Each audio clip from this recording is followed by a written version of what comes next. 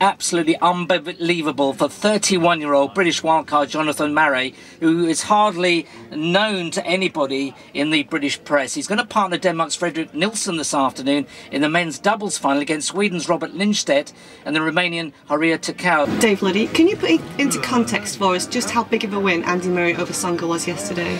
Absolutely massive. It was a mental thing for Andy against Joe Wilfried Tsonga. He got away to such a wonderful start, 2 sets to love up he was, and he felt this is it, he's going to go through. But of course, when it's a Brit in the closing stages of certainly Wimbledon semi-final, there's always a wobble. We had it with Tim Henman, didn't we? 4 times a semi-finalist, lost 4 times. We've had it with Andy Murray the last 3 years, doing so well, and then he wobbled. He had that little wobble at the start of the 3rd set, dropped his serve, but he came back, and that's what was so good. He was so focused, and really with Ivan Lendl now in his corner, 8 times a Grand Slam champion, who actually took 4 Grand Slam finals before he won his first ever Grand Slam. That's made all the difference, and because Andy now is growing up, he's now 25 years of age. He's not his 21-year-olds anymore. He's matured, he's focused, he doesn't get upset during the matches, and I think he's got a great chance against Roger Federer when they compete in the final. How do you think he will handle the occasion tomorrow? I think he'll handle it very well. He's very experienced. He's been the world number 4 for so many years. He's been in 3 Grand Slam finals already. He's used to it. Admittedly, he hasn't won a set in those 3 Grand Slam finals, and twice against Roger Federer. Hasn't won a set, of course. And you just feel that the occasion, I don't think, will get to him. He'll come onto the court. Of course, he's going to be nervous. Naturally so. He's going to be in that locker room. The butterflies will be going up and down in his tummy.